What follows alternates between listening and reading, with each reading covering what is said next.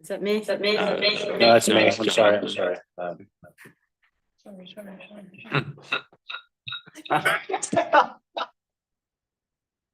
Okay. Yep. Sorry about that. You're all set. All right. The time is 6:01 PM. I'd like to call to order this special meeting of the Mayor and Town Council for Tuesday, September 9th. Please stand for the Pledge of Allegiance. Pledge allegiance to the flag of the United States of America and to the republic for which it stands, one nation, under God, indivisible, with liberty and justice for all. Can we have a roll call, please, Susan? Yes, Councilman Draco. Here. Councilman Gonzalez. Here. Councilman Fiki. Here. Councilman Nagel. Here. Councilman Lee. Here. Ford. Here. Deputy Mayor Rada. Here. Minneapolis. Here. Mayor Trent. Here. All righty. Move on to public participation, because this is a special meeting. Public participation is limited to agenda items only. If you'd like to step to the microphone, please do so. We have one on Zoom. I believe that is Ms. Lyons. Go right ahead, Ms. Lyons.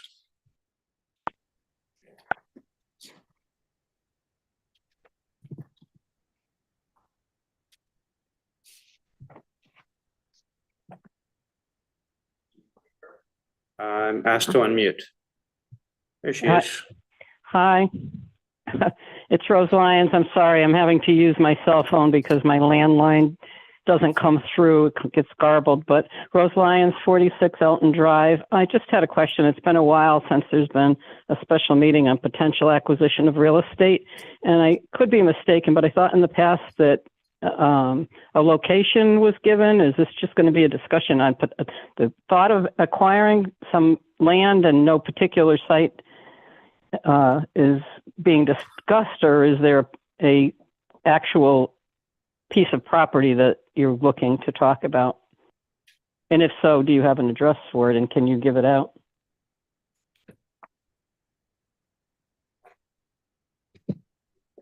Any other questions, Ms. Lyons? No, that's it. Thank you. Anybody else in the room or over Zoom that would like to speak in public participation?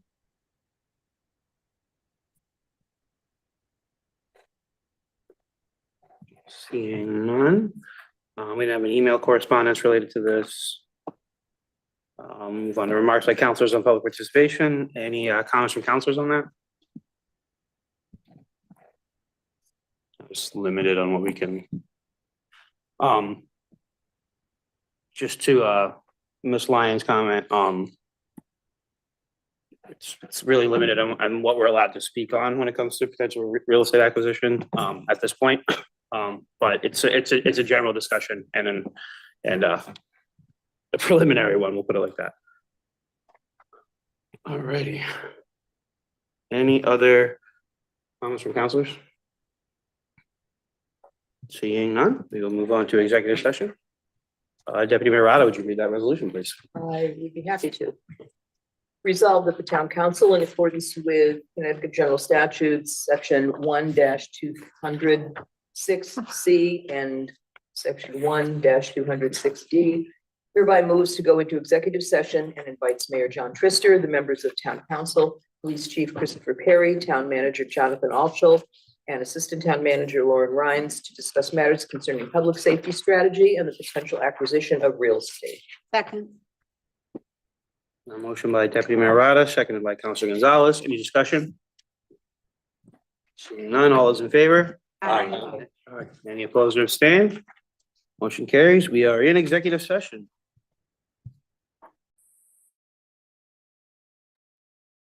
Close computer.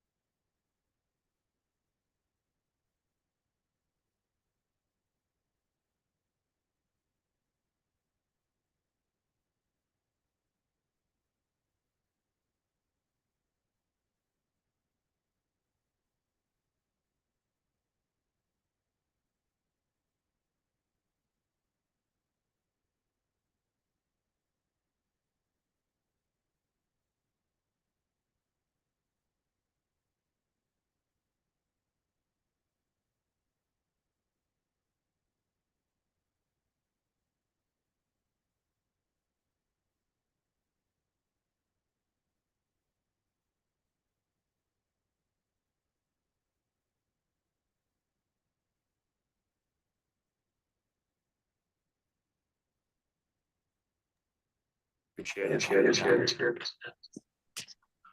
All right, we are back from executive session. We'll open it up for public participation again on agenda items only. If you'd like to speak on public participation on the agenda items related to special meeting, please do so. Raise your hand in Zoom or step to the microphone. Seeing none. Any remarks from counselors on comments? Yeah. Are we doing public participation presentation? No, we're closing out we're closing the first meeting. All right, very good. No remarks from counselors. All right, I entertain a motion to adjourn the special meeting. So moved. Moved. All right, motion was Deputy Mayor Radis, second by Councilor Mankey. Any discussion on adjourning special meeting? Seeing none, all those in favor? Aye. Any opposed or abstain? All right, motion carries unanimously. We are adjourned 7:22 PM. And we just got a second to switch the screen around.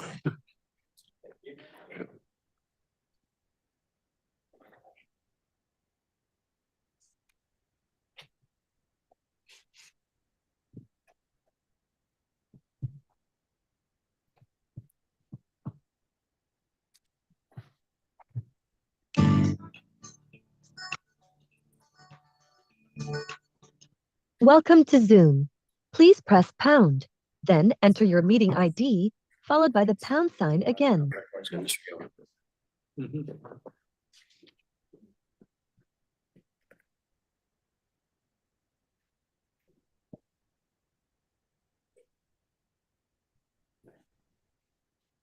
Yeah. No, that's the same problem. Poor timing. Yeah.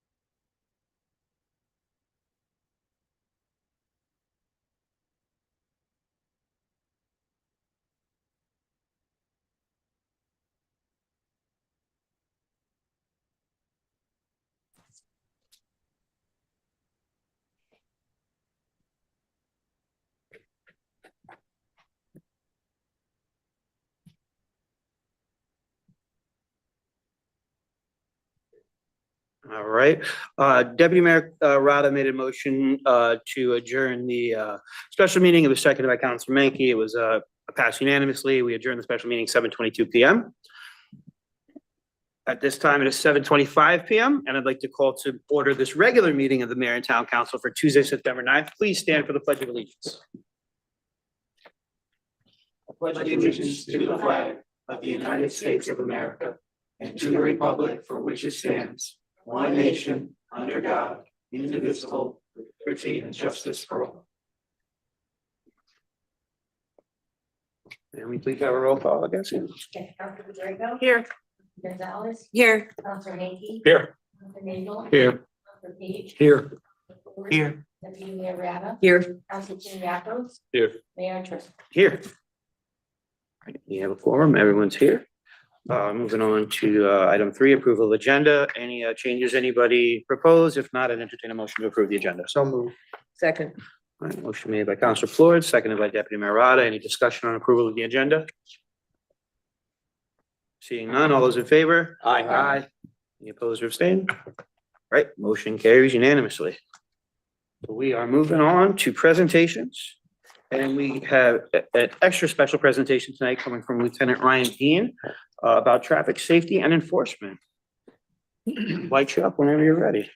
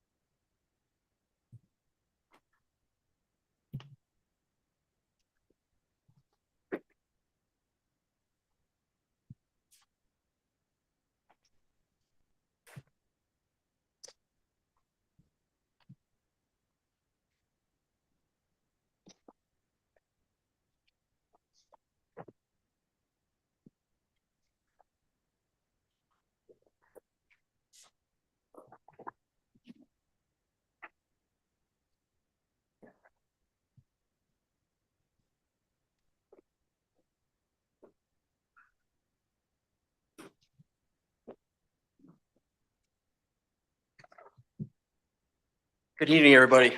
Good evening. Thanks for having me today, and I'm looking forward to the conversation today about local traffic authority and the town of Newington for enhancing safety and efficiency in Newington and how we go about doing that.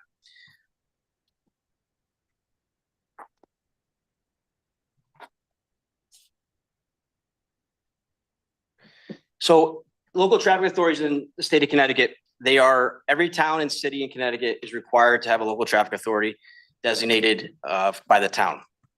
Responsible for many items on local roads. Their first point of contact for anything that goes on in the roadway. So if you have a state road like we have here in Newington and as well as town roads, even state roads, the first point of contact for anyone asking for any type of change would be to come to the local traffic authority first for our opinions on it, which we then send out to the state for their opinions. And we liaison with Connecticut Department of Transportation, Connecticut DOT, and the Office of State Traffic Administration, OTSA, for all these types of different things that we need, whether it be traffic lights or stop signs or any other requests that may be going on.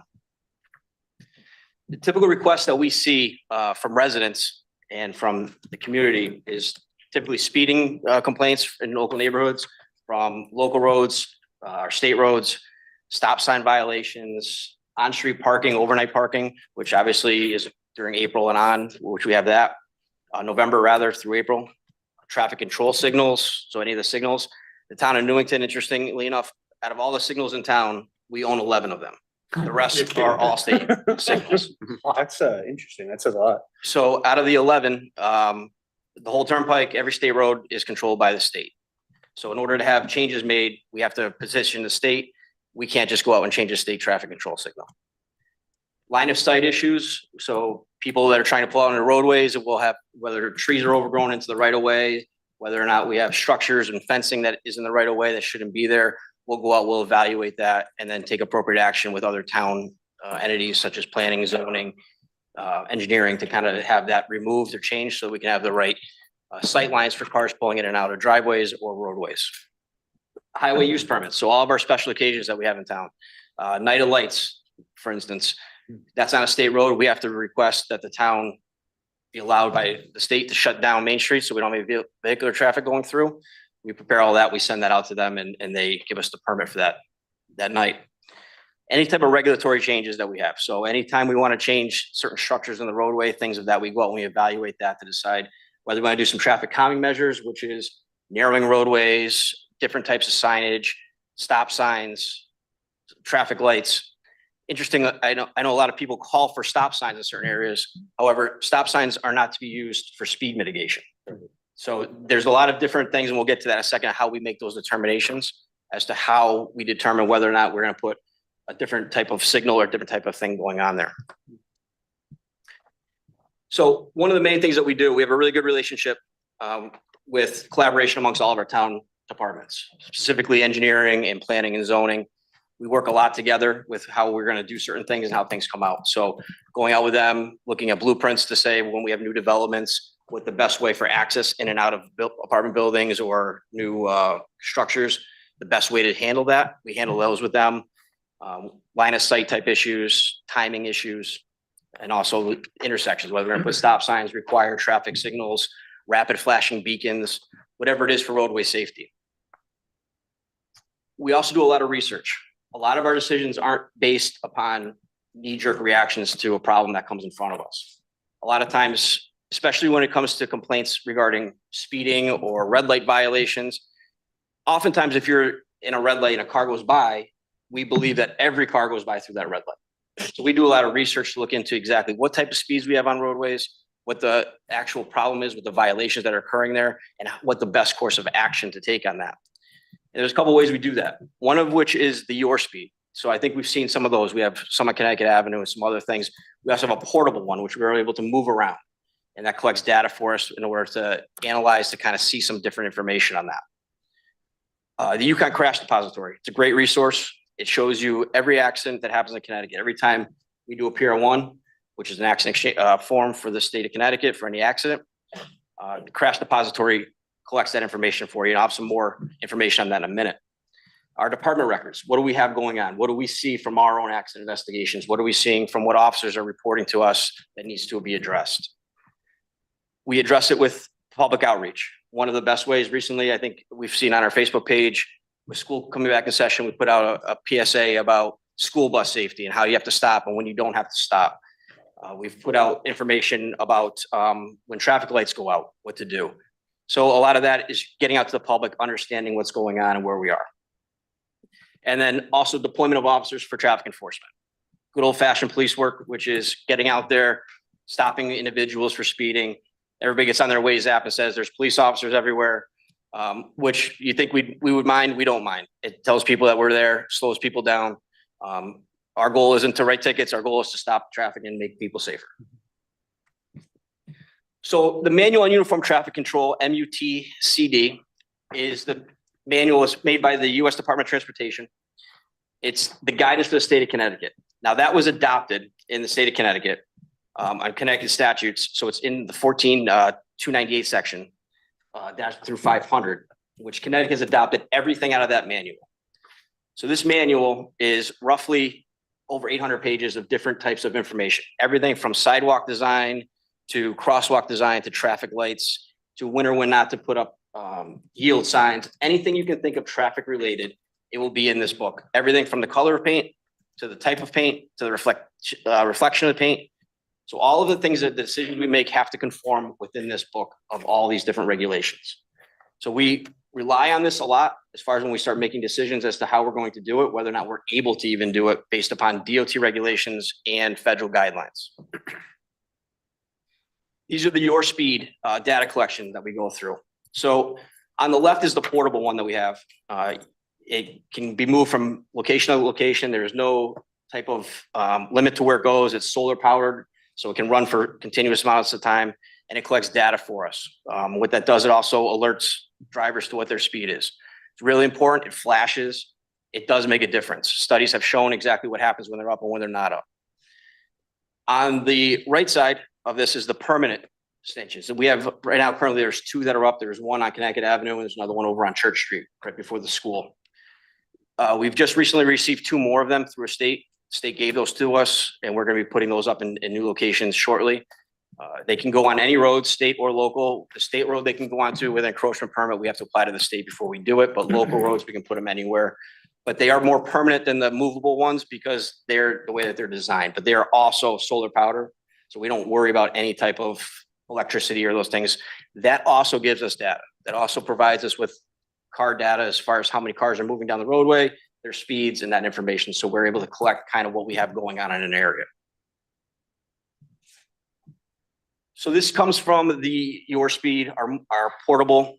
This was a report that we did on Willard Avenue southbound in 2005. It can generate multiple reports. These are just 2 of the most ones that we rely on the most. So the compliance and risk report, it kind of shows you there of the cars that are compliant amongst the speed limit low risk, medium risk, and high risk. And on the left column, it also will show you the time of day in which all those numbers of vehicles are either complying with or not complying. So low risk is anything over the speed limit, but below 10 miles an hour. Medium risk would be 10 miles an hour and above. And then 20 is the high risk vehicles. This is really important for us because what it allows us to do is kind of pinpoint exactly when our problems are happening. So our officers can be detailed to an area at a specific time where the most problems occur. Instead of taking our officers from one area where we have compliance and they're sitting on the side road looking for compliant drivers, we like to put them over in the area at a different time, which between this one, you'll see between roughly 5, 6, 7 o'clock is when rush hour traffic and you're seeing the high risk vehicles. So it's one of their best ways to deploy officers and use them resourcefully for what we have to do. And it also gives us a good report of what we have. This also will provide us with an 85 percentile speed, which is the industry standard as far as where speed should be. We understand that today, probably coming here, probably everybody went over the speed limit at some point or another. So the speed is going to be relative to what the speed limit is of what our 85 percentile speed is. So when we're looking at that, that's what we're trying to look for our goal is to be at the speed limit as our 85th percentile where the speed is. You're gonna have your outliers where somebody's 10 miles over, one's gonna be below, one might be 10 miles below the speed limit going by, but we're trying to get a correlation on the roadway of 85% speed. This will also give us raw data, so we can get the data of every car that's going through there, how many, the times, during different times, rush hour times of that information. The Connecticut Crash Repository, like I spoke to earlier, this is the website which correlates all of our PR1 data throughout the entire state. So this is Newington here over the last 3.5 years of our crash data. So over the last 3.5 years, we've had 3,100 accidents, which sounds crazy. But what we actually are averaging in the town is about high 800 to 920 accidents per year on Newington roadways. And these accidents are everywhere from property damage only, all the way out to fatalities. So this dashboard, we're able to get more information. This is a public dashboard. Anybody can go onto it and see some of this information. We have access to some other tools to mitigate some information in and out, but it can show us a lot of different things. It's nice to kind of see the months that things are happening, the times they're happening, to kind of give us an opportunity to understand when enforcement might be at our advantage, better than where it wouldn't be. It also gives us roadway features. If we're seeing that there's many accidents on a certain roadway in which it is rear end reasons, why are we having rear end accidents in that one area? Is it because the traffic light is too slow? Is it too fast? Curves? And this is the information that DOT really relies on. It's information that we rely on to make recommendations as to changes in roadways. This is the Connecticut DOT traffic count. So a town like Newington, with 30,000 people, we're looking at the north end of right here. And if you can kind of see the numbers in red there. So we have Stoddard Avenue, Cedar Street, Berlin Turnpike. Cedar Street's averaging about 30,000 cars a day that go up and down Cedar Street. This is also a public access website. Anyone can go on it and see traffic counts. There's information on Newington specifically over the last several years of counts that they've done throughout the state in different areas. But this is the north end here. Obviously, Newington with 30,000 people and 13 square miles. It's interesting to note that Newington has 147 center line miles of roadway. So out of that 13 miles, if you take every roadway and you go straight down the middle of the road, we're at 147 miles of roadway in town, counting Berlin Turnpike, and that's without Route 9. So there's a lot of roadway areas, a lot of travel areas, and a lot of different ways to get places. Obviously, our main arteries are the ones that are seeing the most significant traffic because that's where people are going through. But on Cedar Street alone, everyone in town goes on Cedar Street at some point during the day. We all know that's not what's happening in town. It's not every person that lives here based on the census because there's not that many drivers, but that's the amount of traffic that we're seeing on that road. Real quick, has Sure. that been pretty steady over the last several years, or has it gone up, or is it? That's pretty much been pretty steady as to where we're at right now as far as for the last couple of years. And this is towards the south end of town, which, I mean, if you look at it, the Berlin Turnpike has 28,000 and Cedar Street has more traffic than the Berlin Turnpike. So that's kind of what we're looking at for two main roadways in town. You're looking anywhere in a day of 40,000 cars on both roadways. Yeah. And then obviously New Britain Avenue is high. We're at, 13,000 on the main stretch over on New Britain Avenue. So there's a lot of different traffic calming measures to be used. I think one of the best examples of what we've done in town for traffic calming measures, what happened on Robbins Avenue. I think when it first happened, people saw that suicide lane, that's turning lane, which everybody calls it the suicide lane. And people were saying people are going to crash head onto each other. It's going to be crazy. It's going to be nuts. Probably slowed speeds down by 10 miles an hour in the entire area. Accidents decreased, narrowing roadways, making them smaller, markings in roadways to make them feel smaller, parking cars on roadways, anything you can do to take a driver's attention and narrow it down into an area of a smaller concern is we're going to slow cars down and make it more accessible and easier for people. Obviously, we're seeing a lot with bike lanes and pedestrian safety and pedestrian areas. All of those things, reducing speed is the main criteria behind those reasons. So any questions, I'd be happy to answer anything regarding that. Obviously, this is a brief overview of all the things that go on, and we have access to a lot more data and information, and we'd be happy to share anything with you, but any question I'd be happy to take. Absolutely, I know. Councilor Floyd. Thank you, Mayor, and thank you, Lieutenant Dean, for coming here. That was a great presentation. It's very, very helpful. So thank you. I have a few questions. I'm going to limit myself to just a few. But the first, you mentioned the relationship that you have, your unit has, you have with other departments in town, particularly the planning department. When you're discussing with them and identifying problem areas, does that then result in, okay, we need to look from an urban planning perspective at how we can reshuffle the physical infrastructure at an intersection or somewhere else? How does that conversation move forward? Does it result in something like that? So obviously there's approval processes that go on course. for when people apply for certain building permits in certain areas as they go through zoning and they go through TPC and they go through certain things. Mhm. So when those all are going through the process, the plans are looked at to say, how many cars trips will be coming in per day? What is their assessment of the roadway at that time? Yeah. And then we analyze that to say, is this safe for Newington where we need a traffic light? They may say, we don't want to put a traffic light in this area. And we're going to say, you need a traffic light because of the amount of traffic, or you're going to need a four-way stop sign or rapid flashing beacons. We make those recommendations and they sometimes come back with those recommendations in a safety standpoint from all the information we gather. We also go out and we take our own data. We have a relationship also with the state where we can loan equipment from them to go out there and take traffic studies that are more covert as they are that we have now, where you don't know they're even there. And then it kind of gives us some data to compare with the traffic studies that they're providing us. So we do our due diligence to make sure that we have all the information available to make the best decisions. On a proactive basis too, Proactive. not just understood. Okay, thank you. The other question I had was about some of our crosswalks in town. I hear this from folks and I'll go around and see that some of them maybe are not clear, right there, the paint has faded away, it's chipped away. How often do those get painted? When do you identify that there's a need to come in and repaint? What does that look like? So we have, obviously, state roads are controlled by the state. Sure. So the state handles all of our main artery state roads. However, our jack of all trades, Billy Califano, who is tremendous, in the summer, he goes through, we figure out where those crosswalks are, and then he addresses those crosswalks to make sure that we get them updated to where they need to be. And that happens every summer or so? Every summer, there's a group Understood. that we do.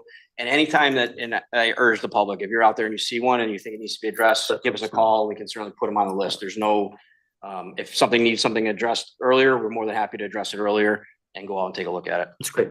And then I think the last question I'm going to limit myself to right now is about, there's a lot of interest in these flashing pedestrian crossing beacons. I know there's a lot of data that supports their use. I know there are some areas in town that folks are going to start seeing those a bit more. Obviously, there's a resource issue there. You have to go and get the grants to support installing them. But are there areas in town that you've identified that you think could be suitable for that kind of use? Or other things like that to improve pedestrian safety? Yeah, they are extremely beneficial. They're being pushed everywhere. The state is starting to put them wherever they're recommending them for almost anywhere there's a crosswalk at this point because of the success that they've seen nationally with the studies with them. There is state funding available to get some. I know you'll see them right here on Garfield Street in this new redevelopment that we're doing here with the crosswalks in the street. I think you'll see, obviously they're flashing. they're not, if you're in a neighborhood, they're not gonna be offensive towards you where you're gonna see lights flashing in your front window all night long because they're only activated when the pedestrian activates the light. So it's not a continuous flashing beacon, but it does get drivers' attention when they see that flashing. And it's called rapid for a reason because it's very rapid. So it flashes so fast, it's almost like seeing a police light in the back of your car. So that's what slows it down as opposed to just the traditional crosswalk where you're just seeing the beeping sound. Right. Thank you, Lieutenant. Appreciate it. Counselor Page. Thanks, Mayor. Just a couple of questions, really, all about Cedar Street, and because it's a state road, you may not have many answers, but my ongoing concern, I think, many of us, is the speed with which people come down Cedar into town, and East Cedar. And didn't know if you had any data on that, and if that's continuing to be looked at. I know I believe, in the center line, there's some rumble dense or rumble strip, whatever you call it, that alerts people. There's some signage, I believe, up top somewhere, but man, I witnessed, I'm sure we all do, folks coming down, just screaming down into town. And then the second question about Cedar, and I'm done, is the feasibility or the utility of having between Maple Hill and Fenn a median strip in certain areas where it seems like cars, to the point that town manager made about at some point about coming on to Alumni when they're not supposed to now, coming from the west, but also to the other businesses there. We don't want to hurt the businesses, but traffic in and out of those is just insanity. And it just, I don't know, again, if you have much data on the frequency of crashes there, and would that do something there? So speed coming down the hill and then the median strip between Fenn and Maple Hill. Didn't know if there's any thoughts about that. Specific speed numbers I can get for you. I don't have them directly available now. I can tell you, obviously, we've had some fatals on that road coming down. From my time in traffic 10 years ago, we stopped cars going up the mountain faster than going down the mountain sometimes. Really? So there obviously is a speed issue. You're coming down that mountain. The state did make improvements when they repaved it about 5 years ago, where they did put that center line strip in there to keep cars off the center line. However, like you said, it's a state road, and improvements to that are hard. There's the island that was put on Alumni specifically was put there to try to circumvent and to prevent accidents from people turning left onto Alumni Road. What happened there is Alumni Road is a highly traveled road, especially in the morning, with cars going to the VA to work and high school students going into that way, coming from that part of town. So a lot of it is changing drivers' behavior. A lot of the things that you do when you make a change, people don't understand the change or don't like the change and always want the easier way. So a lot of that comes into taking time. At the very beginning of that island being put in, it wasn't finished yet. So cars were able to make that turn a lot easier because there had to be access for trucks coming down westbound. There's now been improvements to that have now been changed. So over time, our goal, we've done some enforcement over there, extensive enforcement in that area, try to change driver behavior in that area so that they understand, because once they saw that, they started cutting through the gas station to get to the other side, and they're going the wrong way. And then, so it creates another problem if it's not addressed properly. Squeeze the balloon. Right. So a lot of it is understanding, and that's part of our planning. When you plan things and you make changes to roadways, you have to see what the anticipated reaction to that will be, and whether you're making a bigger problem or you're solving the problem that you actually have. So a lot of things, like you said, to make a left turn there is dangerous in certain areas. If we put a traffic light every 10 feet, people are gonna be like, there's a traffic light every 10 feet. So everything's kind of, you have to let traffic flow, because now we'd have traffic backed up onto Route 9 or all the way up to the top of the mountain, which would probably slow traffic down coming down, but you still want people to be able to get to work and get through town. Thank you, sir. Thanks, man. Thank you. Counselor Drago. Yeah, I was looking at, first of all, I am very surprised that Cedar Street has basically as much traffic as the Berlin Turnpike. So we really have a highway running through the center, literally the center of our town. And I'm just curious, I noticed there's like 25,000, 28,000 coming down the mountain.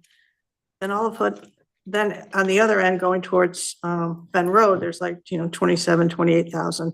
But then there's this like Bermuda Triangle right in the middle where it just drops off to like 18,000 in the center of town. What happens? Why is there that big split? So Does it go through the interesting, neighborhoods? I can blow this up a little bit better for you. I just kind of did the main arteries here, but I also have data on the side roads that come out. So people come in, they take a right onto Main Street, that takes traffic off Cedar Street for the next portion of East Cedar. Or they'll come down and go on to Patricia Genova, that takes traffic off of Patricia Genova. So if you added up the numbers of cars that are making turns onto the secondary roads, those numbers add up to the other numbers to make the complete number. So at the top, the number is slower because they're not completing their trip all the way through. Only a certain number is. So we're able to kind of see exactly what portion of each roadway has the most traffic at which time. So as soon as they make those turns into the businesses or different areas that they're going to, that's where you see the reduction in number. And then you'll see it increase on the other side. Right, and the increase is usually in the residential areas, which is, you know, unfortunate, like Holly Street, for Holly example. Street. But I'm also kind of alluding to a little bit of what Councilor Plord was saying. There's you know, new development areas that are being planned or discussed, let's say around town, the town center vision, you know, Fen Road around the TOD. Seems that these proposed or hoped for or visioning development areas are all in areas that already is handling an abundance of traffic, particularly the town center, for example. So if we get all this visioning that we're talking about, they're not all going to be using public transportation.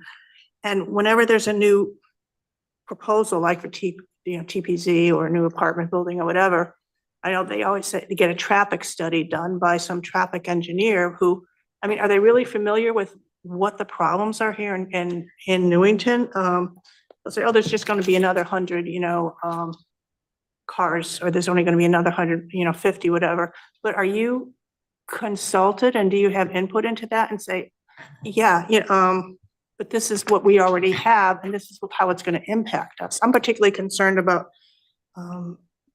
if the development or the vision goes through for Newington Town Center, the impact that that's going to have on East Cedar. I guess I just need to know, are you in the loop?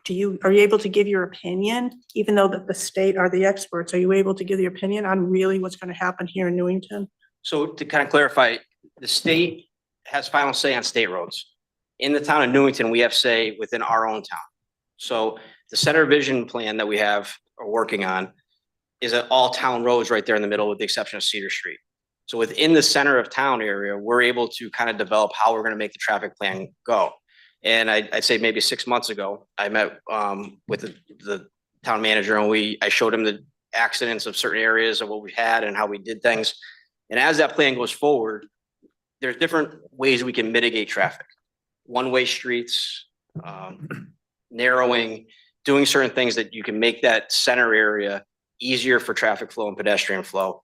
And yes, to answer your question briefly, I have consulted with engineering and the town manager and certain people about some plans that have been going on. Obviously, we're in the very early stages of those planning, and without seeing a full plan of it, I can't really tell you exactly, you know, we're going to make Garfield Street a one-way, we're going to do this or do that, but there's ways that we can work around our current structures that we have and our current infrastructure to make it more feasible and make it safer for people going through that area with an increase in traffic flow. So, well, yeah, I guess I'm happy to hear that proactively you're involved and not after the fact when, you know, we get more congestion in areas that are already overly congested with traffic. And again, the same with Fen Road, as we're starting to put more road around the TOD. It's not necessarily all those people. I mean, people might be using the public transportation, but they're using their cars to get there to the parking lots and whatever. So it's not really taking traffic off the roads, it's perhaps adding to it. But as long as you're involved early in the process, I guess that was my concern. Yeah, before anything is approved, it does go through all of us where we all agree that that's the best plan. I think one of the best examples is down on Payne Road. There's a flashing arrow sign that goes there that wasn't originally in the plans. That was something that we added to the plans that was adopted to make that curve safer for cars coming through. Currently working with some other projects right now about some questions about how we're going to handle some certain things, and to the same questions that you just brought up, is traffic coming in and out and traffic going currently on the road, and is their traffic study correct, and doing our own traffic study through things that equipment that we can get from the state T2 center to kind of correlate our data with their data to determine what the best course of action is before it goes in and before final approval goes through. Okay, thank you. Counselor Nagel. Okay, thank you for being here. Thank you for all this information, all the work that you do, the unsung work that the department does. And I know we're all aware that the increase in problems that are happening with drivers makes it more difficult for you to handle these, let alone to deal with the flow of traffic and where it goes. I too was surprised about the numbers that Cedar and Willard were more than the Berlin Turnpike. Do you find that the traffic is flowing to those streets to avoid the traffic on the Berlin Turnpike? Is this the problem? I live on Willard, and I know going north at certain times can really be a problem. I know I've requested about traffic lights going north. They tend to be very quick in changing, so that the traffic in several stops blocks up for like 2 or 3 blocks. Whereas coming south, it doesn't. And I've tried to address that, but I know you said you don't have the state has the final say and you can go forth with them. Have you heard anything further in terms of such things being improved in terms of lights from the state? Have they responded to requests I've made and others have? I'm quite certain. So the interesting part is as everything gets in more technology that we're having, the new traffic lights that you're seeing being installed everywhere, they're not traditional stop bar traffic lights anymore. They're now all based upon cameras that monitor traffic flow where they go. Previously, when a car came up to a traffic bar and he hit the traffic bar light, it would signal the light that there's a car there in queue waiting to go. Now what it does is it takes photographs down the roadway and then determines when it gets to 5 or 6 cars, now it will turn green as opposed to turning red. So you may see a longer wait at a time because the other traffic side, the north or southbound side now, has traffic that is flowing. And then when they stop, they wait till that 5. So it's a more technology-based system of how the lights change. Wow. Sometimes you'll say, hey, I'm sitting at this light longer than I typically do. You might be the 3rd car in line, so it moves faster. When you're the 1st car in line, you're probably gonna see a longer wait until the other 3rd car gets there. So it appears to the general public that the light's not working. I've been sitting here longer than I do normally.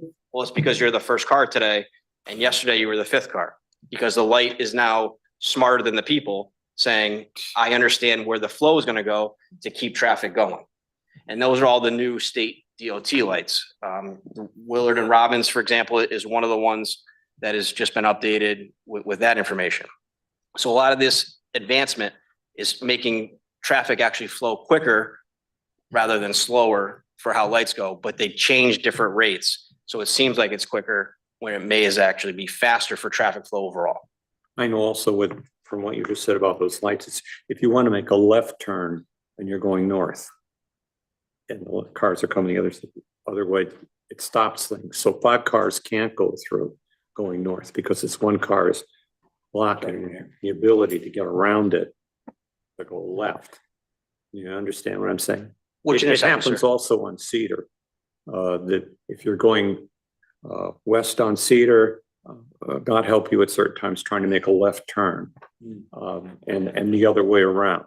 Is this because of lights, or is it?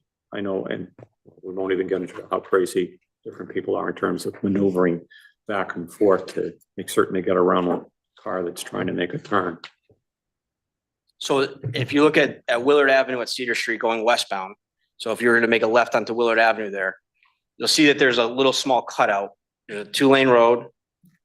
There's a right turn lane, and then there's a small cutout for the left turn lane. So it only allows you to queue so many vehicles in a left turn lane, while other traffic should still be sitting in the straight lane until they can get to the queued left turn lane. So the lights are timed as though you can only get the cars that are from the turn lane through that intersection. So if you weren't in that intersection when the light turned, by the time you get into that intersection, you should have a red light because you weren't in the queue for that left turn lane. So it's all about where you are in the position based on traffic. So if it's Cedar Street during rush hour, you're gonna see cars backed up almost to where the police department is coming through that light on a red light. And then it'll go through and then cars will be able to get into that one area. So it's all about queuing with the lights and the cycles of the lights. And every light, every pattern is gonna be different depending on the time of day and amount of congestion that's on the roadway at the time. I know it also happens on streets where there isn't a queue line, and it isn't a light. Someone wants to turn into Dunkin' Donuts when Cedar is west, make a left. That car stops, has his blinker on, and the traffic just jams together and people start moving over without any warning into the other line. I don't know if that's anything that can be solved or not, but that happens a lot.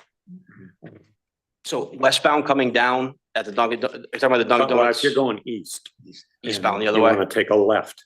The Dunkin' Donuts further down by Alumni? Yeah.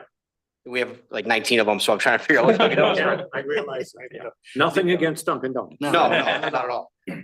Yeah, so that one's a difficult left-hand turn there because there is no signal and traffic's coming off of that.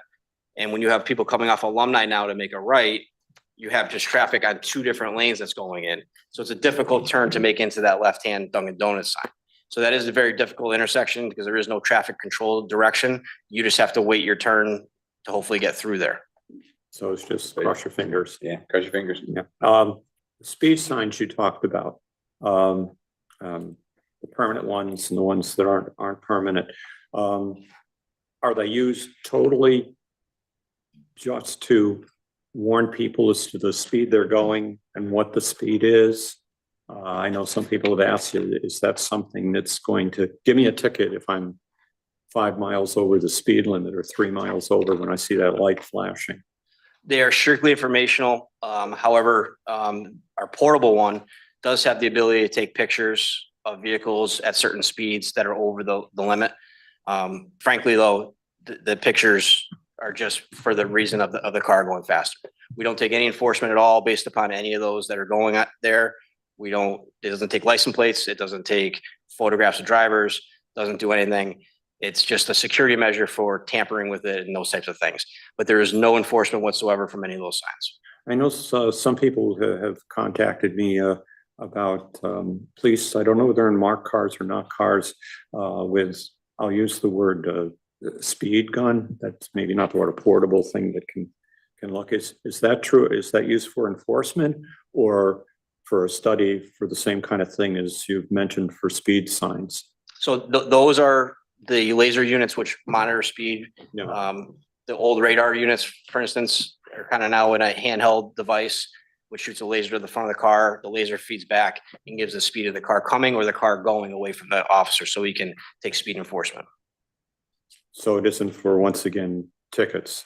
Tickets, written warnings, verbal warnings, whatever the officer deems is appropriate for that situation. Okay, and increase of crosswalks with lights, whatever, that's on the Berlin Turnpike as well? There are no rapid flashing beacons on the Berlin Turnpike right now. And okay, so that's not a problem that exists there.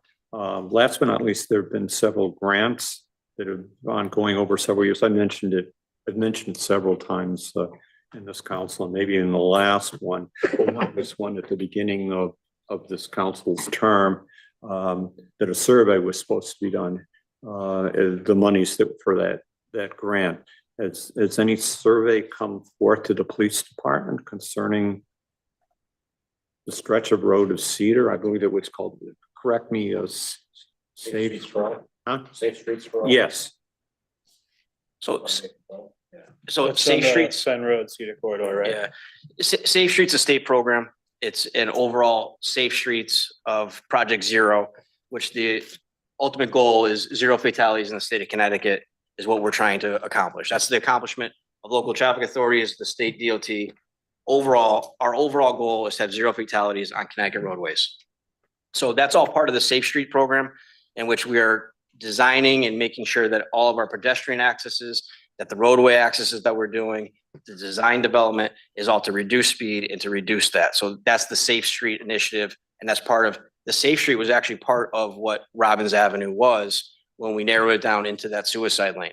So that's all part of a project that can go on for years of trying to narrow roadways, make them safer, different directions to kind of correlate to where we need to be for the ultimate goal of 0 fatalities on the roadway. Does that also include Maple Hill, that long stretch of Maple Hill from Robbins to Cedar? That is supposedly been in the works of being corrected or streets being narrowed and whatever, and yet I don't see anything having happened there that would calm traffic or at least make it not go as fast. Is that part of that program, or is that something else that? It certainly can be, as far as where we're studying for where our accidents are and where we're going to start making improvements. What we're doing here right now on Garfield Street is part of that program. We're trying to make the roadway narrower, rapid flashing beacons, those types of things. Every time we do a roadway, Safe Streets for the Robbins Avenue portion was all for the southbound side going towards New Britain Avenue. So right now, as far as I know, there's nothing that is going northbound. However, once money becomes allocated for where we need to go, if that's an area of concern, we can certainly look at how to handle the other section of Maple Hill Avenue. Mhm. But obviously right now with Cedar Street in different areas, the whole goal is to try to eliminate our biggest problems based upon the data that we're getting. Okay, so there's nothing definitely in the works. Not for that I'm aware of. That- The contract was just signed. Yeah. There you go. Chris See? is involved. That's good to know. Yeah, there's some movement going on there. Okay, thank you very much. We'll leave time for others, let Thank alone the you, rest of the Counselor. meeting to go on. Great, thank you, Counselor. Counselor Mankey. I just quickly thank you for your presentation and thank you for every time I've had a traffic concern that I brought from the public, your prompt response to the, both to me and to the public. I think that's important. Just a quick, maybe a question and observation. Is most of your contact with the public, is it, I know everybody complains about the traffic on the Berlin Turnpike and Cedar Street and Willard and Maine. You get a lot of complaints about traffic on the neighborhood streets, the small streets, the streets in the neighborhood. You get a lot of complaints about those streets? Those are actually the majority of our complaints. I think people in your neighborhood, obviously when a car goes fast on your neighborhood, it draws more attention than the car going fast down Cedar Street.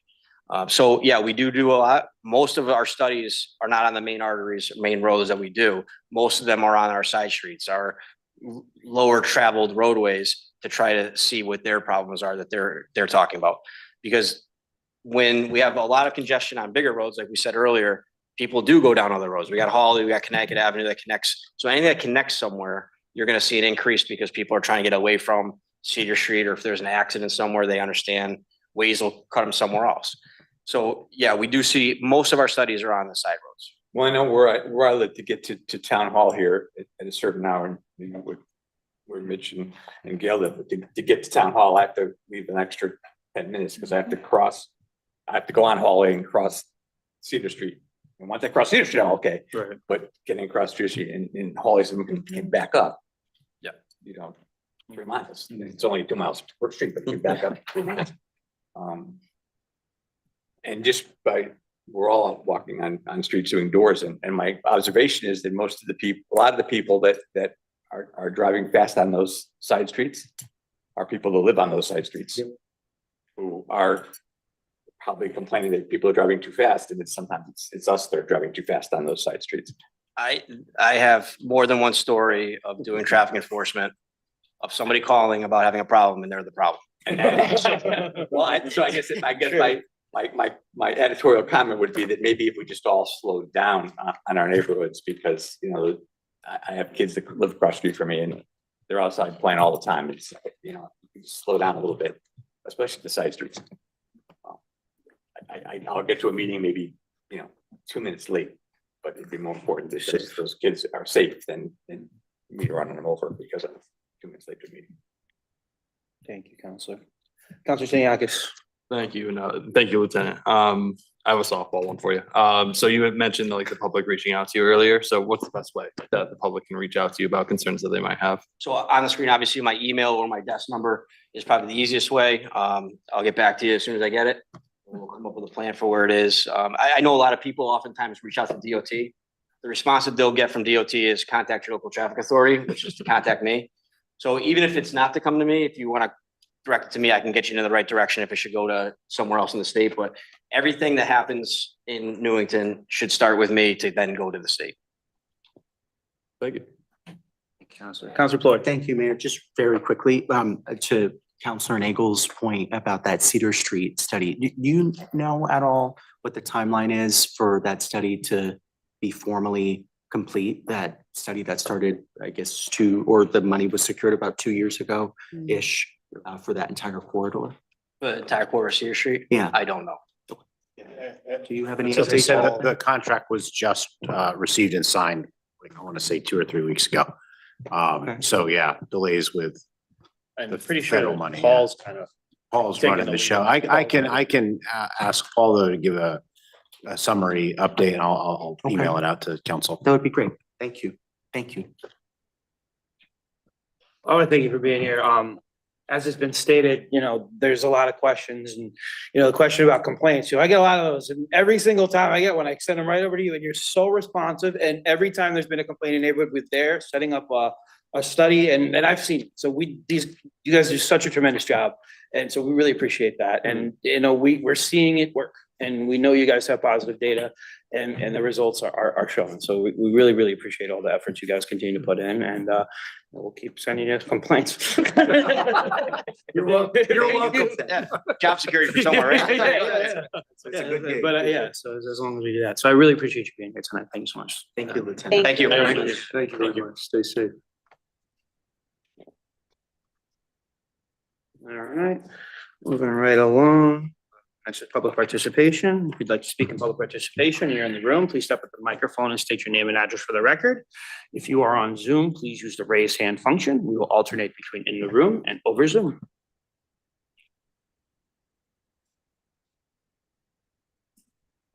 Going once.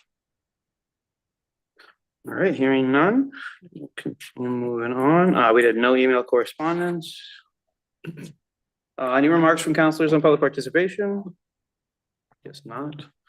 All right, very good. All right, moving along to consideration of old business. First, item A is a broadband project bid waiver request. Counselor Page, you got a long resolution. Would you mind reading it, sir?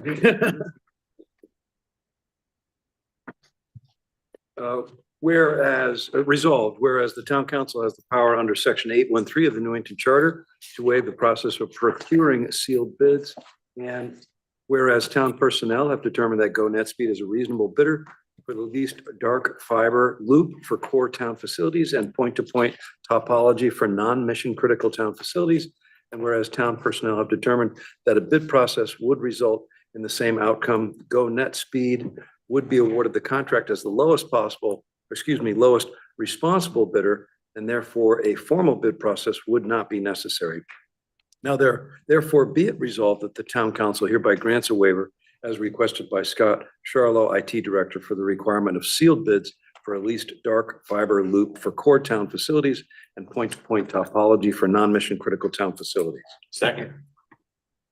Motion by Counselor Page, second by Counselor Mankey. Any discussion on this? I just would go on record saying I like the word dark fiber. We need some Star Wars music. I know we. It's a dark fiber loop, yeah. All right, all those in favor? Any opposed or abstain? All right, motion carries unanimously. Moving along, item B is the sale of the Budney Road stub. Council Porter, would you please read resolution? Certainly. Oh, yeah, just so we clear that up. We're setting a public hearing for that sale. That's correct. That's Yeah, all. sorry. There's a couple of different steps Yeah. that we're have not to there yet. happen, but what we could do is have the public hearing on the 14th. You then have to have a workshop according to the town policy in which you just ask questions about, for just open dialogue. And then that same meeting under old business, you can adopt or you can approve the sale. Okay. It's actually, technically it's discontinuing the street and approving the sale of technically what you have to do. Any objections to the hearing being on October 14th? Remain? Discontinuing the paper street. Yeah. Yeah.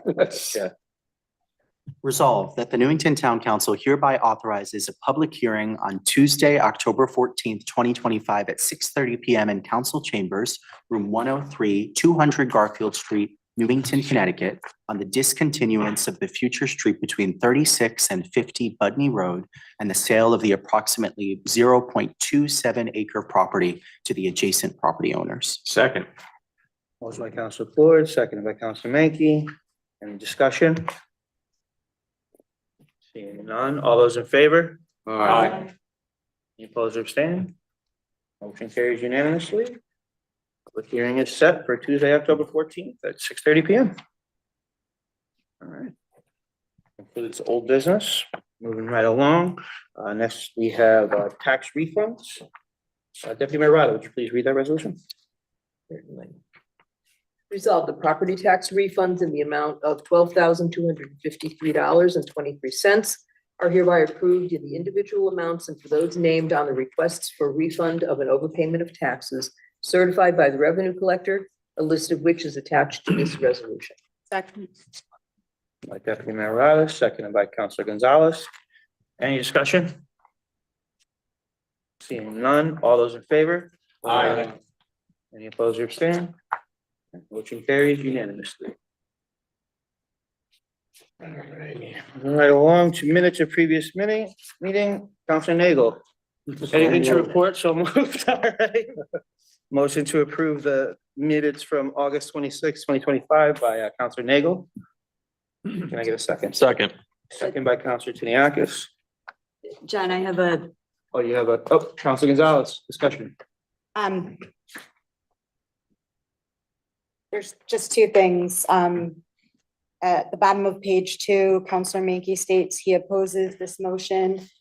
I think it's meant to say I do not oppose this motion. I want to make clear that he does not, do you see where it is, Tim? I'm looking at. You oppose the second part, not the first part, I believe. oppose the second part, right, not the first part. Right. That was my intent. So is that not clear in there? Correct. Okay. What do we need to read what it says? It says Counselor Menke stated he opposes this motion. I want to make it clear that I oppose the second part, not the first part. The first part I have a problem with. Rip Callahan has certainly. That's right. Yeah, Correct. yeah. I do not. Okay, so it should say I do not have any problem with. Correct. Okay. To the motion, are you okay with that amendment? Sure. Okay, very good. And then the other one is, it says OSI. I believe it's OFI. You okay with that amendment? Good. All right, very good. All right. So, as the maker of the motion, you have to approve any amendments. All right, so we have a motion with Thank you, amendments. Frank. I didn't see that. Very good. Motion with amendments. Seconded by Counselor Gonzalez. Any further discussion on the minutes? All right, seeing none, all those in favor? Aye. Aye. Any opposed or abstain? Motion carries unanimously. Do we have appointments? No, there's not. Oh, okay, no appointments, okay. I don't think so. Gotcha. All right, no resignations or appointments. Moving on to consideration of new business. Item A, policy agreement with Board of Education for unexpected education funds. Yeah, these are fairly straightforward, I think. But obviously Dr. Ramos here and also Lynn, Boisvert, okay. Who is have you been introduced to the council yet? Not everyone. So Lynn has replaced Lou as the Board of Ed's new CFO. And you joined the Board of Ed around July 1st. So welcome to Lynn. Welcome. So there's the first of these two Board of Ed related finance issues is regarding Public Act 2445, which was adopted about 1.5 years ago.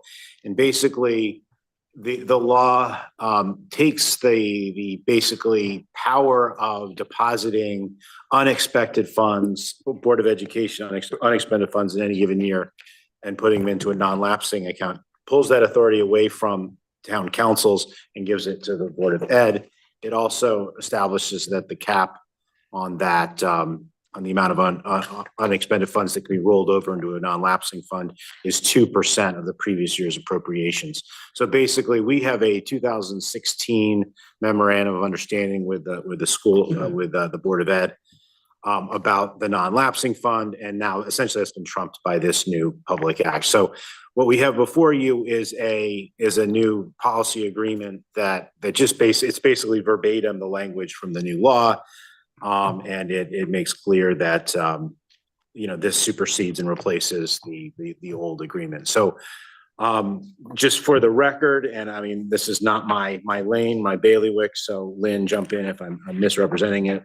But the Board of Ed transferred about $1.5 million of unexpended funds from the previous fiscal year into the non-lapsing, which worked out to, I think, like 1.7% of its budget. So they didn't quite make that 2% threshold. As we'll talk about in the next agenda item, some of that was the amount from the open choice tuition revenue that we get for special needs education that exceeded that $2 million threshold. So, I don't think this policy agreement that's for you tonight is in any way controversial, and it was sort of written collaboration between the Board of Ed's attorney and our attorney. Councilor Draco? Yeah, I'm sorry. I just have just a few questions. It's just my, obviously my lack of understanding, and maybe the way that this was written. It says the previous law, it was a town council's prerogative to expend up to 2% of the previous year's council and give it to the Board of Ed.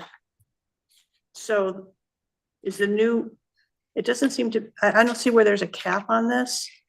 So is it always 2%, or can it grow and grow and grow? No. So the previous law, and correct me if I'm wrong, Maria Lynn, the previous law, as I understand it, before the passage of 2445, it did allow town councils to appropriate up to 2% of unexpended Board of Education funds into a non-lapsing account. However, we capped it under our 2016 memorandum of agreement, which is right here. Council capped it at 1%. However, the new law basically makes clear town councils don't have the authority to make that deposit. It's now entirely the Board of Ed's prerogative to do that.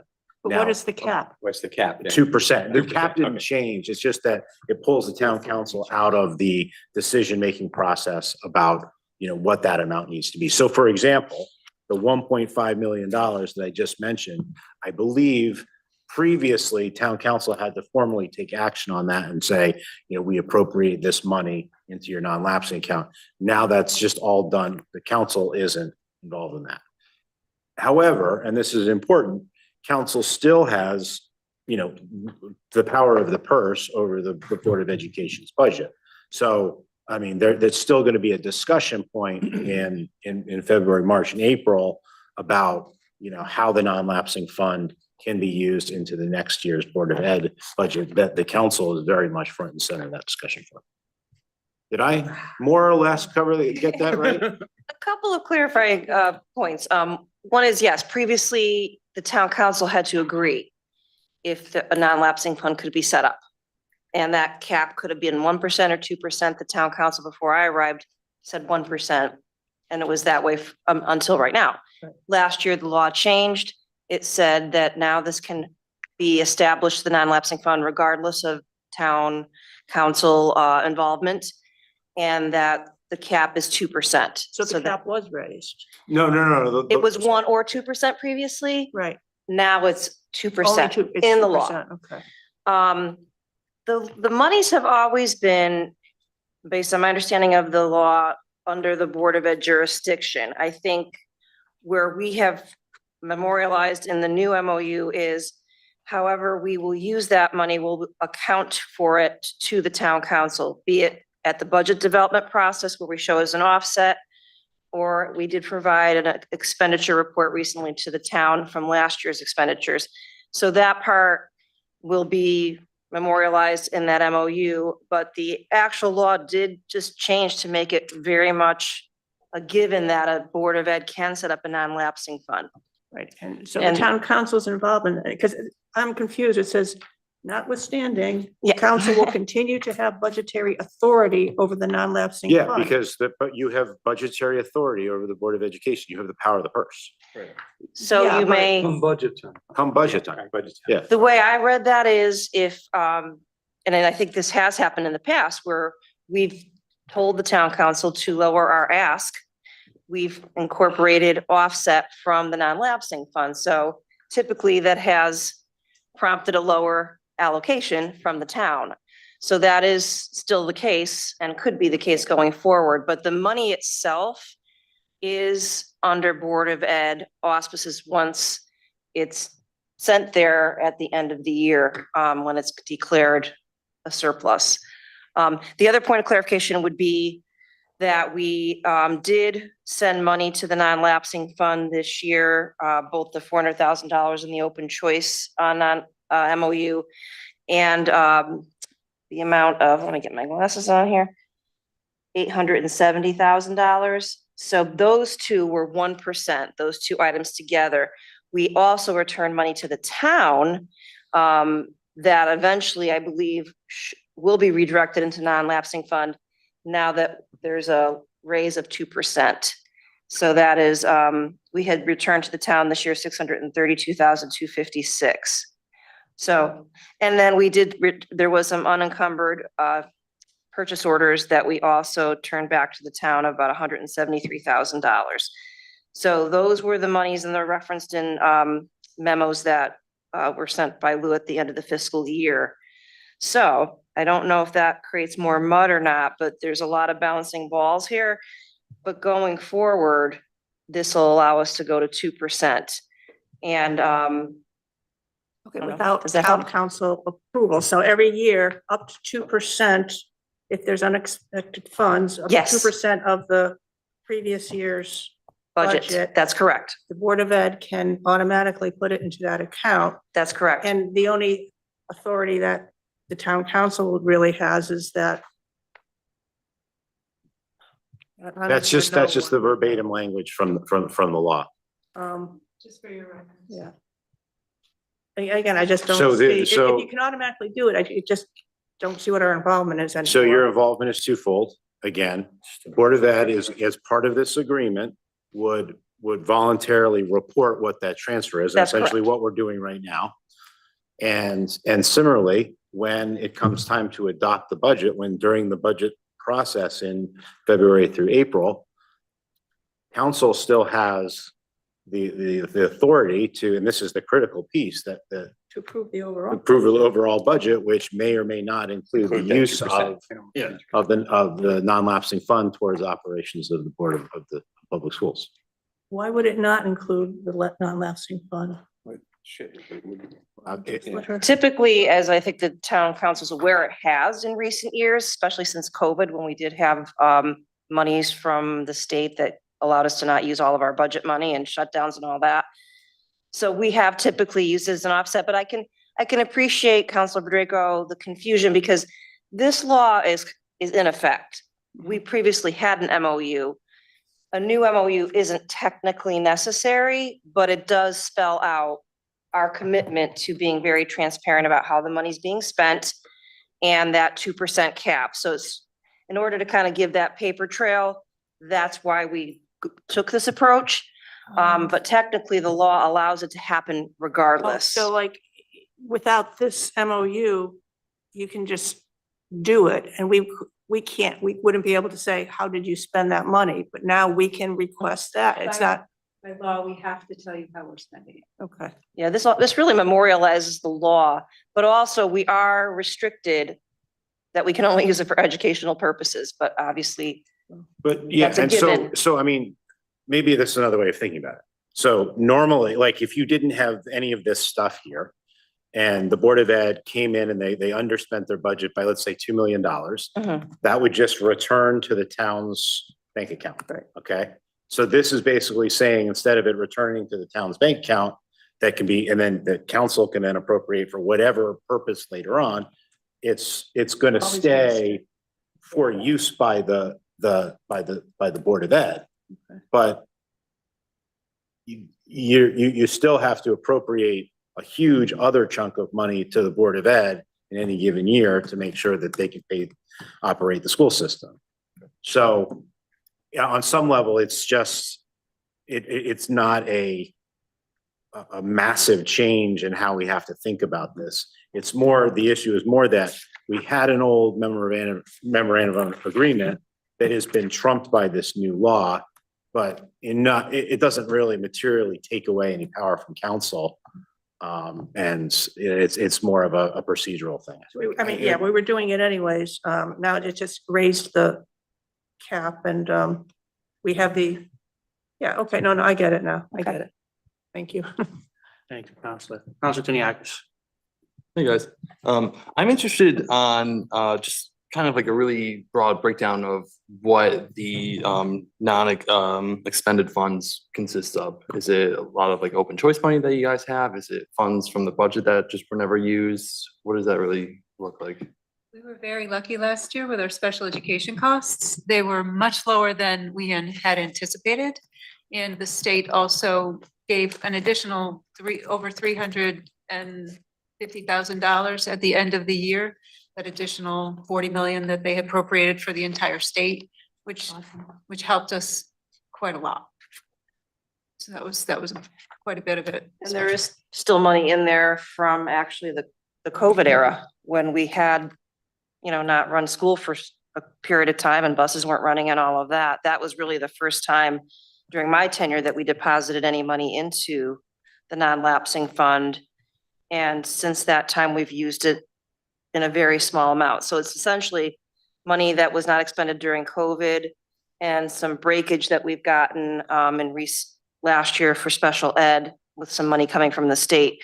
So that's really where it comes from. And this year also we had trouble filling some positions like para positions, positions. So between that and then Maureen mentioned some, or Dr. Brummett mentioned some POs that were not fulfilled. So just, budget is an art, not a science. So anytime we can save money, we will. And anytime that we get, a windfall from the state and special education, then that kind of goes towards the expenditure, the unexpended funds that we have. Thank you. And I forgot to mention another agreement we reached in the discussion of the non-lapsing fund is that we would meet, or I should say, Lynn would meet with Janet mid-year and share out where we stand on the non-lapsing fund, any expenditures, projections. So that was something that hadn't been happening and we agreed to start doing that to get that, again, further clarification on what's going on with the non-lapsing fund and transparency. Yeah. Thank you. Thank you guys. Yeah, I really appreciate it. I don't know, I'll go too far. All right, I really appreciate you guys answering the questions and being here. Jonathan said this is mostly procedural, so I can't forget about it. All right, moving on to item B, revised agreement with Board of Education regarding open choice reimbursements. So this is just the exact same agreement that you entered into a year ago that technically expired on September 1st of a week ago. And it would just continue that same policy for another 12 months. And as I said in the previous meeting, 400 that you basically had $2.4 million in open choice tuition last year. So you exceeded that $2 million cap by 400,000. Is that correct? We had close to 2 million, you're correct. And then that money has typically been deposited in the school, the board CIP account, and that does have a cap. So in order to not reach that cap, we had created this MOU about a year ago to funnel some of that money into non-lapsing. Frankly, it'll most likely used to be an offset in this year's budget. But yes, it's designed to do that. And the town did not want to revise the ordinance last year. So the agreement we reached is that every year we would come to the town and ask for this to be renewed. That was sort of the protocol that we had adopted a year ago. So that's what this current discussion is about. Counselor Diakis. And forgive me if I'm wrong, but so we were talking the new law that had passed essentially kind of supersedes this, right? And then this. This is unrelated to It's a the. separate issue. Okay, all right, thank you. Any other comments or questions from council? You guys are being here, and I appreciate it. Thank you very much. Thank you. All righty. Item 12, written or oral communications from the town manager. Yeah, a few Anything for things to us? bring to your attention. First of all, no second meeting in September. We didn't advertise for a September 23rd meeting all the way back in January because it's the second night of Rosh Hashanah. So we won't meet again for 5 weeks for a regular meeting until October 14th, I think.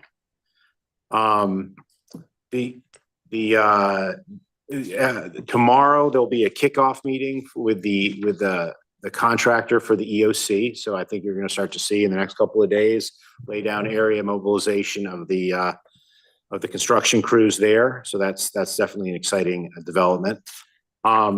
The week of September 22nd, it is knock on wood.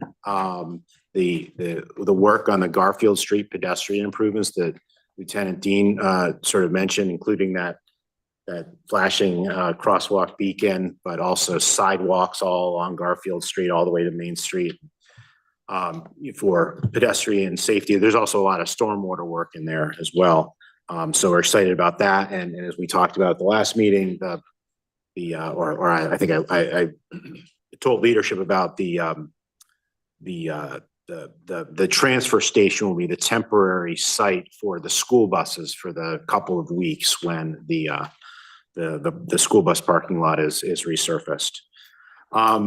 Big news, as you know, last Friday, we unveiled the new website, and as we announced in our social media and website communications, a week from today, in room 201, the room upstairs on the second floor, we're going to have a bring your own laptop event and get feedback from the public about things they like and things they don't. And already we've gotten 2 really excellent emails from residents saying, hey, this department could put more information about this, and that department could put more information about that.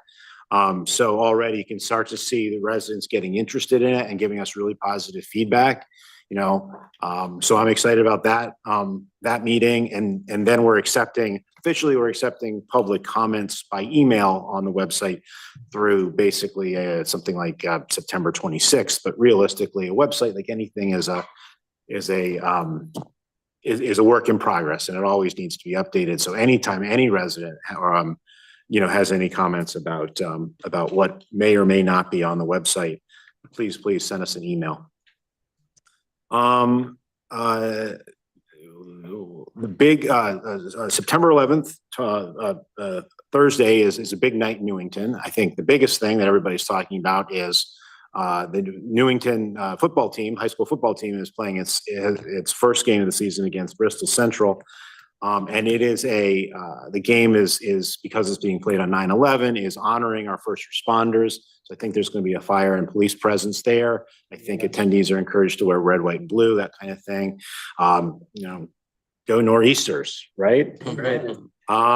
Beat Bristol. Yeah.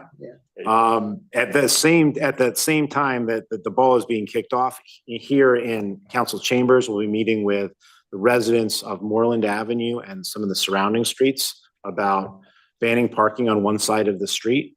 This was something that was talked about by a couple of residents maybe 4 or 5 months ago. Now that we've passed Labor Day and everybody's back from vacation, Lieutenant Dean and I are gonna have that conversation and see if there's any sort of vocal pushback from the residents about it. I think it could be a good idea if there's lots of ground well of support there. But obviously, anytime you're putting no parking signs in people's right of ways, that's can be a source of some frustration. And also simply that there's less parking on the street for when the soccer field isn't in use. Those are the sorts of things that can have pushback. So Lieutenant Dean and I want to make sure that there's full community buy-in before we proceed with putting signs down.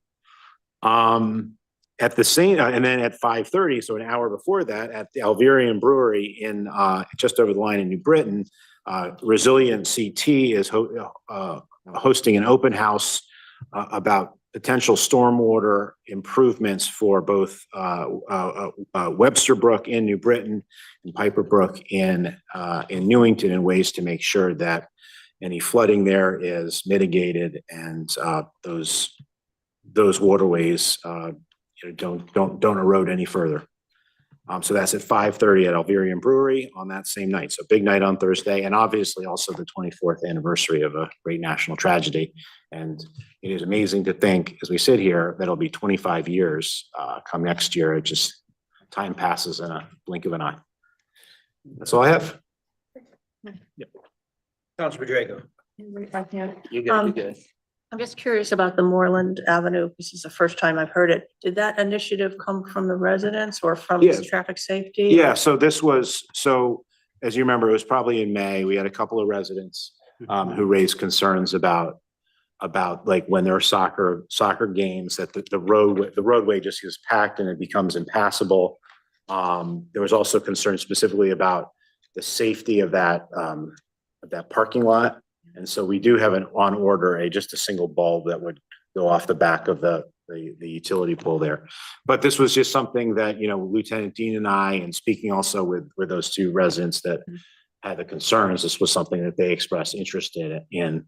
At this point, we've only had that, and Lieutenant Dean is supportive of that, just because it's a narrow roadway. And they've also just been resurfaced in the last week. Lieutenant Dean was theoretically supportive of a parking ban on one side of the street, but it's one of those things where you want to make sure that all the residents buy in, because, when you ban parking, it creates a whack-a-mole problem. Yeah, you solve the problem here, and then everybody starts parking somewhere else. So making sure that there's just community buy-in. So all residents got a letter? Yeah, about a month ago. Okay, thanks. Councilor Floyd. Thanks, Mayor. Just want to say thank you to being responsive to residents' concerns there and moving forward with something about it, but also about the website. Thank you so much. I think on behalf of all of us for working diligently with staff over a long period of time to get to this point.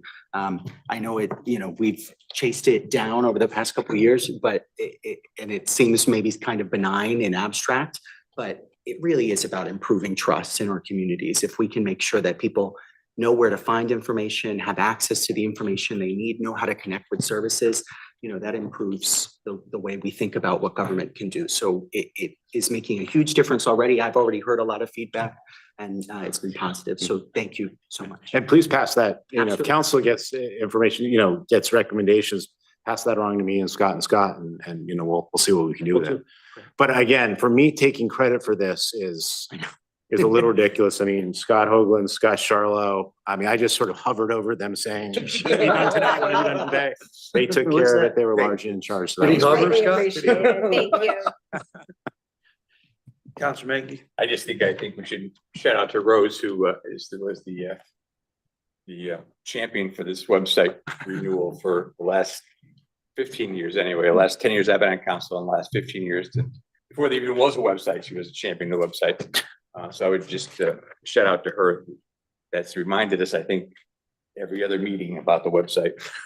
And I appreciate her efforts and stick to it. And I hope she shows up bring her laptop to try it out. Thank you, Councilor. Any other comments, questions? All right, thanks, Jonathan.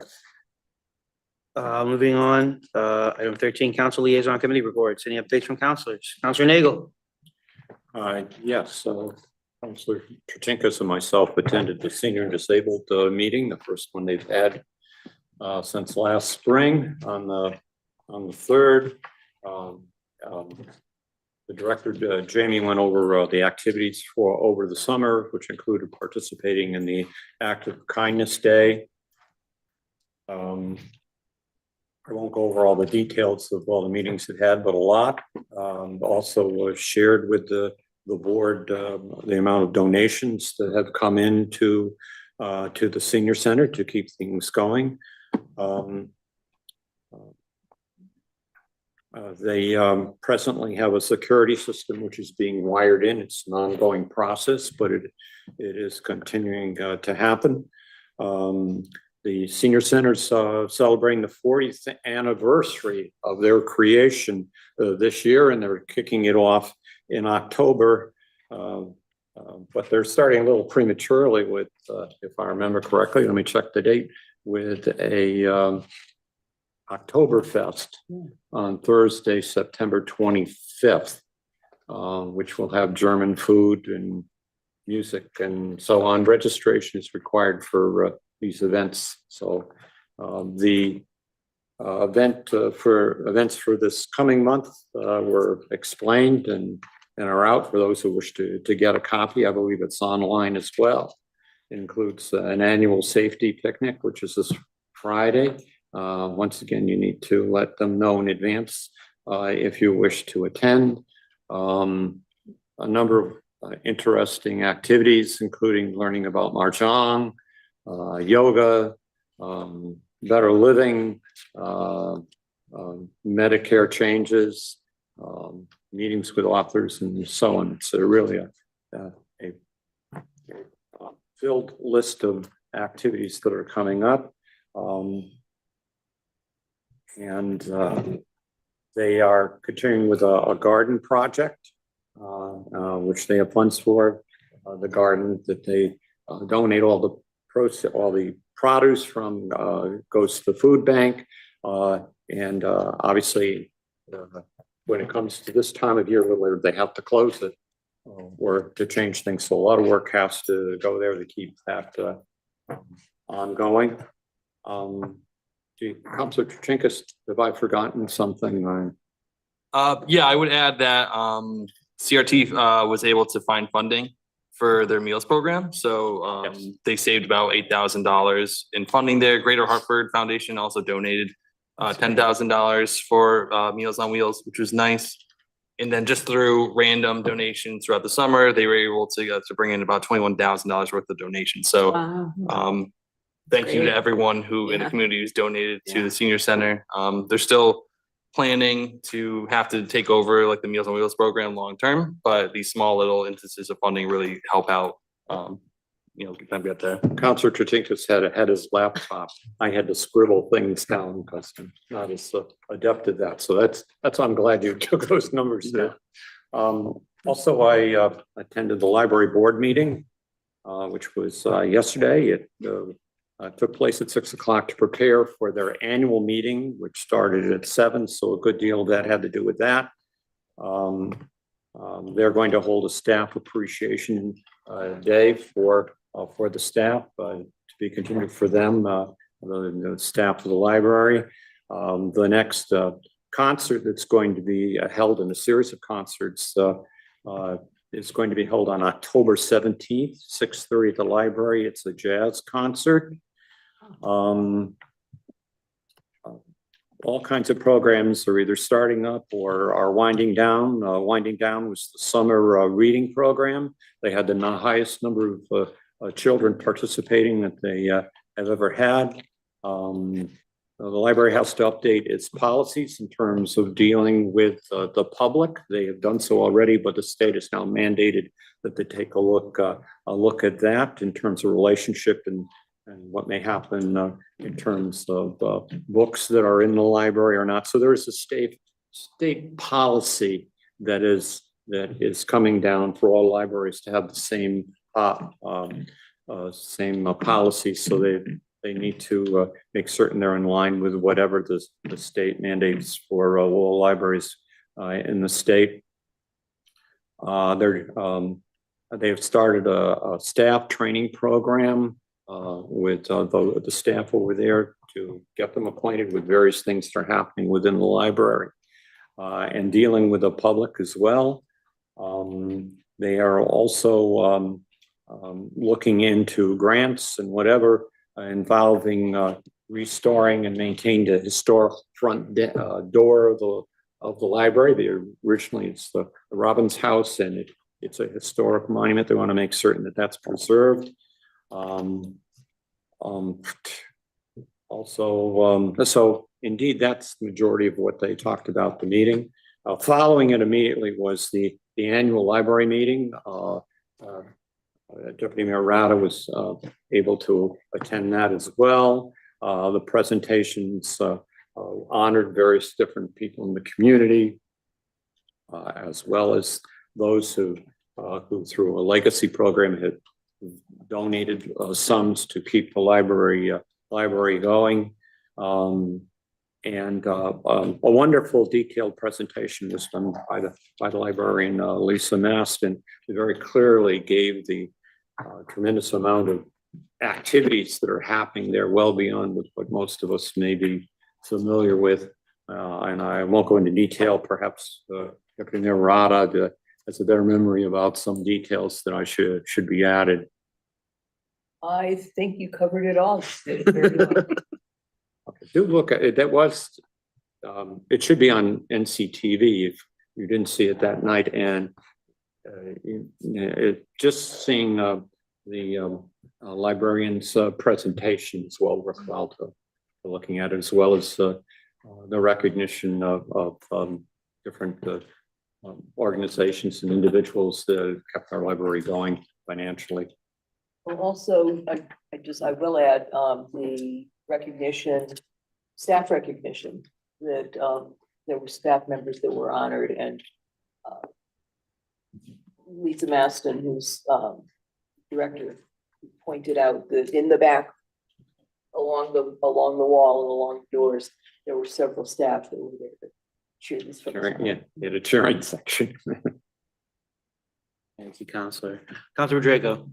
Yeah, Counselor Plord and I attended the TPC meeting, and just one item that people might be interested in is the public hearing for the Kits Lane development has been continued, and it will be tomorrow evening at the TPC meeting. And just some interesting details were shared. There's going to be a total of 40 units, and they're 37 two-bedroom units and three-bedroom units. And the affordable units, there's going to be 12 affordable units to meet the requirements for the 830G affordable housing application. The affordable units will be dispersed so that, you know, they won't be able to be recognized from the others. There'll be 2 to 4 units per building. Each one's going to have a in-unit laundry. They're going to have parking attached garages. So it does sound like it's the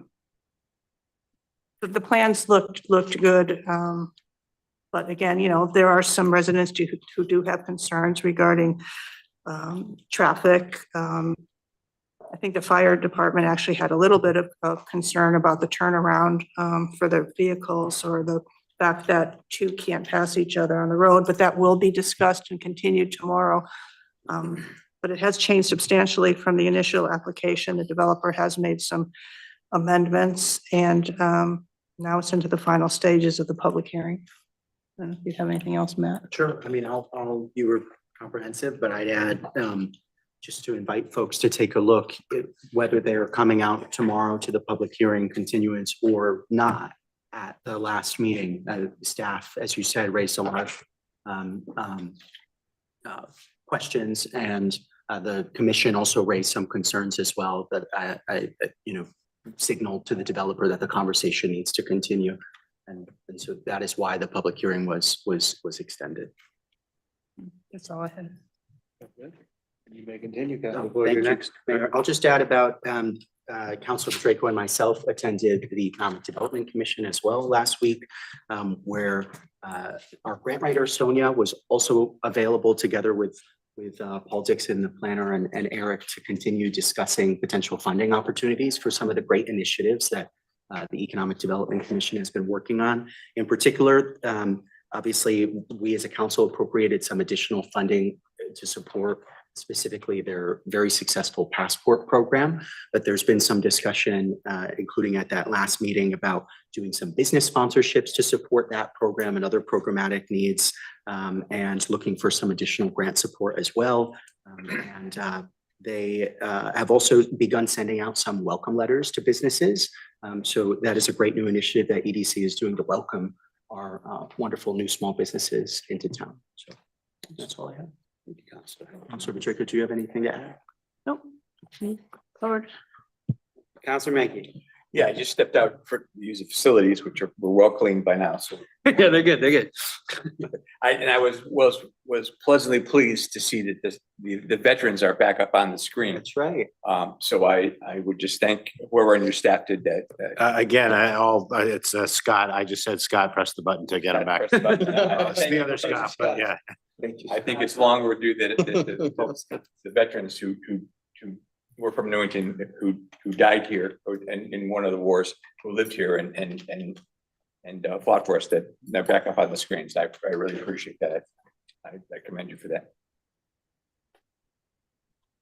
Just on that topic, I wonder if we could work a way with the fire department and maybe to get that up on the screen on their sign or some recognition on their sign on Main Street during like Memorial Day or like. Oh, yeah, 4th of let me July check. or I can reach out to Veterans Chief Day Shawn around that and see what- time or yeah. on whatever rotation, just so it could be more public, because not everyone comes to town hall, but everyone drives on Main Street.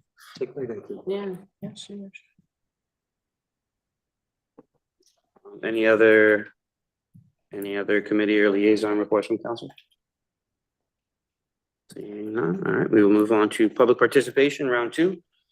If you'd like to speak in public participation, please step up to the microphone and state your name and address for the record. If you're on Zoom, please use the raise hand function and we'll alternate between in the room and over Zoom, and we do have one on Zoom. Take a guess, that is Miss Lyons, go right ahead. Hi, Rose Lyons, 46 Elton Drive.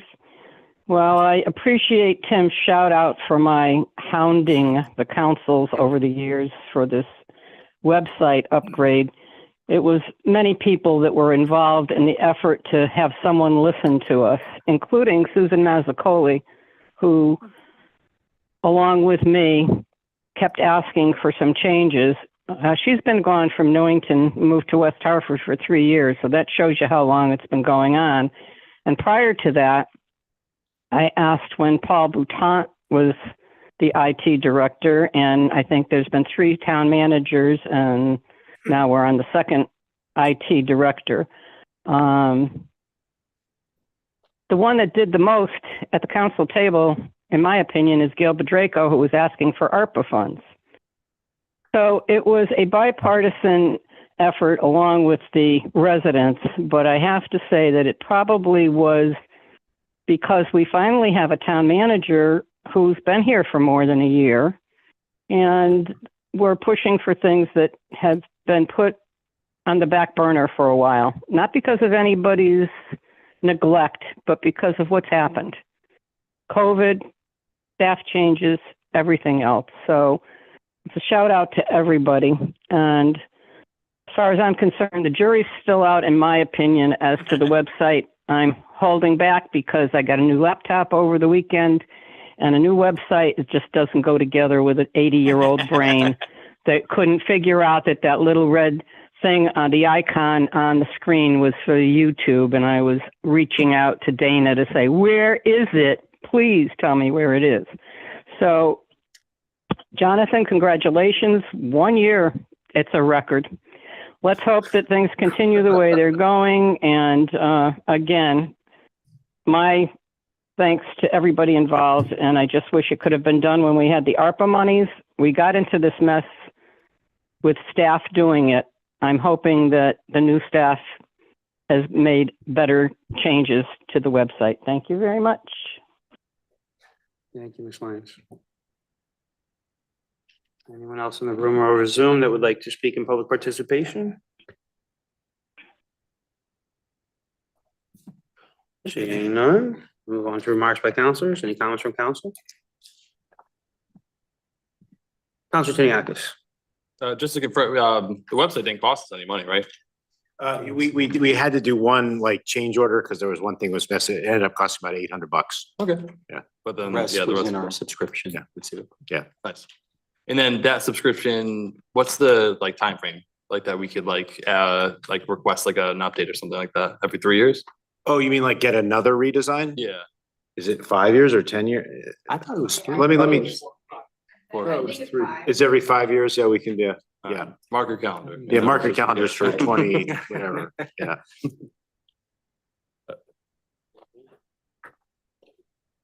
All right. No, I just want to comment, it was mentioned, Jonathan mentioned the football game on 9/11, First Responders Night. I will never not recognize the date. So I just want to take a moment to acknowledge the date and the importance. I'm a New Yorker. I was there when it happened and it'll live with me forever. So I'm just grateful to our first responders and for everything that they do to keep us safe, and where our hearts and thoughts are always with them. Any other informational items? Somewhere? All right. We will move on to item A. Oh, yeah. Here we go. Executive session. Counselor Page, would you please read the resolution? Absolutely. Resolved that the Newington Town Council, in accordance with Connecticut General Statute 1-2006A, hereby moves to go into executive session and invites Mayor John Trister and members of Town Council and Town Manager Jonathan Alchel to discuss his annual performance evaluation. Second. By Counselor Page, second by Deputy Mayor Rada. Any discussion further? Seeing none, all those in favor? Aye. Any opposed or abstained? All right, motion carries unanimously. We are back in executive session. At We take a 9:01 little PM. break. Yeah, quick bow.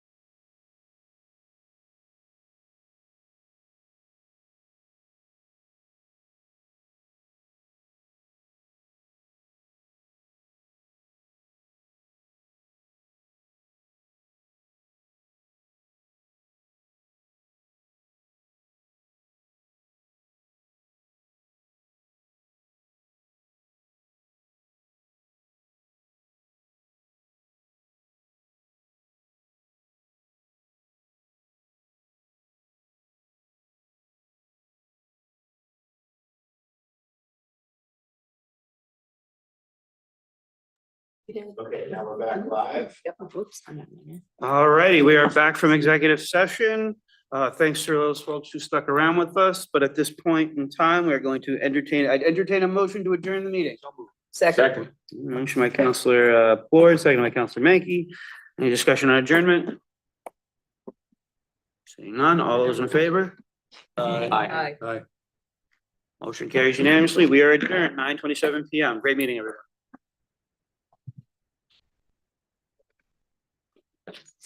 Thank you, guys. Really appreciate it. Thank you, Joe. Thank you for being here. Thanks for sticking a little later.